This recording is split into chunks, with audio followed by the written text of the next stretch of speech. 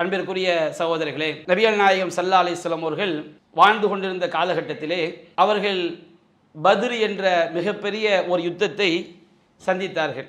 ஒரு புறத்திலே அந்த பத்ர் என்கின்ற யுத்தம் ரமதான் மாதம் 17ஆம் நாள் வெள்ளிக்கிழமை அந்த யுத்தம் நடைபெற்றது. அந்த யுத்தம் என்பது உண்மைக்கும் பொய்யுக்கும் மத்தியிலான மிகப்பெரிய உண்மைதான் ஜெயிக்கும் என்கின்ற வெற்றியை பிரித்து காட்டிய நாள் அந்த பத்ருடைய நாள். அல்லாஹ் ரப்பல் ஆலமீன் யௌமுல் ஃபுர்கான் என்று திருமறை குர்ஆனிலே பத்ருடைய நாளை அல்லாஹ் குறிப்பிடுகின்றான். உண்மையையும் பொய்யையும் பிரித்து காட்டிய நாள். ஒருபுறம் படைபலத்திலும் ஆயுத பலத்திலும் செல்வத்திலும் மிக மிக பலவீனமான அல்லாஹ்வின் தூதருடைய படை, ஏறத்தாழ 313 பேர். சில நபர்கள் கூட இருக்கலாம், சில நபர்கள் குறைவாக இருக்கலாம். ஆனால் எதிரி படையோ அவர்கள் ஆயுத பலம் மிக்கவர்கள், அவர்கள் மிகப்பெரிய செல்வ சீமான்களாக இருந்தார்கள், மிகப்பெரிய எண்ணிக்கையில் மிகப்பெரிய ஒரு கூட்டமாக இருந்தார்கள். அவர்கள் பெருமையோடு வந்தார்கள், பகட்டோடு வந்தார்கள். அபூ சுஃபியான் தலைமையிலே மிகப்பெரிய செல்வத்தை திரட்டி கொண்டு ஷாமிலிருந்து வியாபாரத்தை முடித்துவிட்டு வருகிறார்கள். அவர்கள் திரட்டி வந்த செல்வம் முஸ்லிம்களை வேரோடு அழிப்பதற்கான செல்வம். எனவே அவர்கள் மீது முன்னெச்சரிக்கையாக நடவடிக்கை எடுக்க வேண்டும் என்பதற்காக அந்த வியாபார கூட்டத்தை மறிப்பதற்காக செல்கிறார்கள். அபூ சுஃபியானுடைய படை தந்திரமாக, அந்த வியாபார கூட்டம் தந்திரமாக தப்பித்து விடுகிறது. அந்த அபூ சுஃபியான் மக்காவிற்கு கடிதம் எழுதுகிறார்.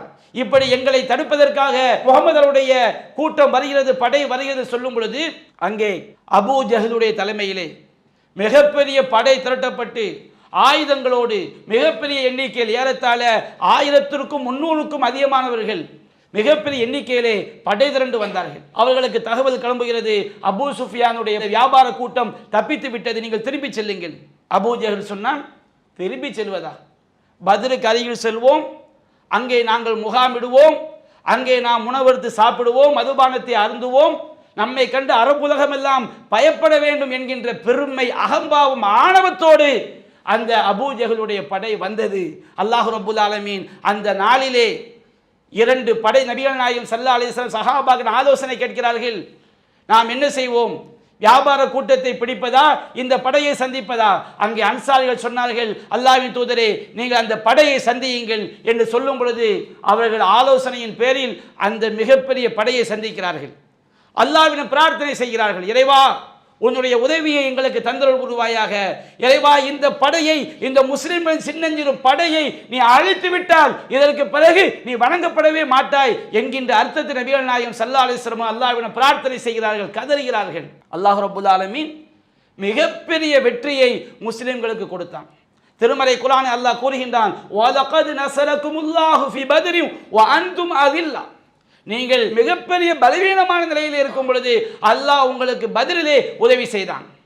திருமறை குர்ஆனிலே அல்லாஹ் நமக்கு அதை சொல்லி காட்டுகிறான்.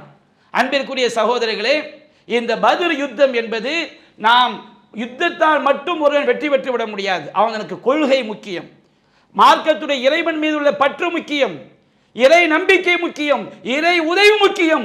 இறை உதவியினால், கொள்கையினால் தான் ஒருவன் வெற்றி பெற முடியும் என்பதை இந்த பத்ர் யுத்தம் நமக்கு படம் பிடித்து காட்டுகிறது. அதே இந்த ரமதான் மாதத்திலே இன்னொரு அகம்பாவ பேச்சையும் நாம் செவியேற்கின்றோம். என்ன அகம்பாவ பேச்சு? அமெரிக்காவுடைய ஆட்சி தலைவர், எங்களை யாரும் அசைக்க முடியாது, நாங்கள் மிகப்பெரிய படைக்கு சொந்தக்காரர்கள், நாங்கள் எந்த நாட்டை வேண்டுமானாலும் நாங்கள் அடித்து விடுவோம், துவைத்து விடுவோம், எங்களோடு யாரும் பகைத்து கொண்டாலும் அவருக்கு அழிவுதான் என்கின்ற அகம்பாவ பேச்சு. உலகத்தில் இதற்கு மேல் எத்தனையோ அகம்பாவ பேச்சு பேசிய ஆட்சியாளர்களாம் இருக்கின்றார்கள். படைத்த ரப்பு சொல்லி காட்டினா ஃபிரௌனதில் அவுத்தாத், படைகளை உடைய மிக பெரும் மலைகளை போன்ற படைகளை உடைய ஃபிரௌன் என்று அல்லாஹ் சொல்லி காட்டுகின்றான். அந்த ஃபிரௌனுடைய சாம்ராஜ்யம் என்ன ஆனது? அபூ ஜஹலுடைய சாம்ராஜ்யம் என்ன ஆனது?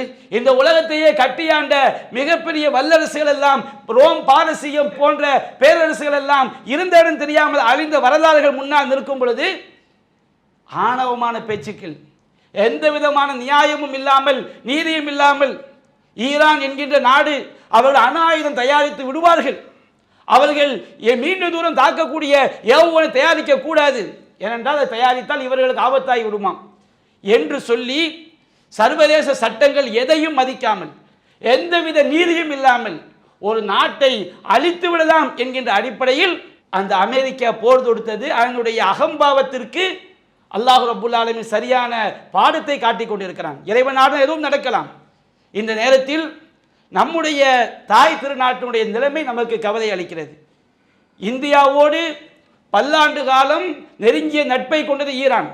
நம்முடைய நாடு இந்தியாவுடைய நலன்களுக்கு எது சிறந்தது என்பதை பார்க்காமல் மத அடிப்படையில் யூதர்களுக்கும் முஸ்லிம்களுக்கும் ஆகாது, இங்கே இந்துத்துவவாதிகளை முஸ்லிம்கள் வெறுக்கிறார்கள் என்கின்ற அடிப்படையில் இந்தியாவுடைய நலனை கைவிட்டுவிட்டு இன்றைக்கு பார்த்தால் முழுக்க முழுக்க நாட்டுடைய நலனை அடகு வைத்துவிட்டு ஒரு ஆதரவை யாருக்கு அராஜகமான முறையிலே சர்வதேச சட்டங்களை மீறி போர் தொடுக்கக்கூடிய அமெரிக்காவிற்கு ஆதரவு தெரிவிக்கக்கூடிய காட்சியை பார்க்கிறோம். கத்தாரிலே ஈரான் தாக்கினால் அதற்கு நம்முடைய நாட்டின் பிரதமர் கண்டனம் தெரிவிக்கிறார். யுஏஇலே தாக்கினால் அங்கே கண்டனம் தெரிவிக்கிறார். இஸ்ரேலோடு நான் உறவில் இருப்பதாக சொல்கின்றார். இஸ்ரேல் என்பது என்னுடைய தந்தை நாடு என்கின்றார். ஆனால் அதே இஸ்ரேலும் அமெரிக்காவும் ஈரான் மீது தாக்குதல் தொடுத்தது சர்வதேச சட்டங்களுக்கு உட்பட்டதா? அதை நம்முடைய நாட்டு பிரதமர் கண்டிக்கவில்லை. ஒன்று இருவரையும் கண்டிக்க வேண்டும், அல்லது இருவரும் அமைதியான வழியில் போர் இல்லாத உலகுக்கு வாழுன்னு சொல்ல வேண்டும். ஆனால் முழுக்க முழுக்க ஒருதலை பட்சமாக நம்முடைய நாடு செயல்படும். அது மட்டுமல்ல, ஈரானுடைய கப்பல் நம்ம இந்தியாவுடைய கடற்படையோடு சேர்ந்து பயிற்சி எடுக்கிறார்கள்.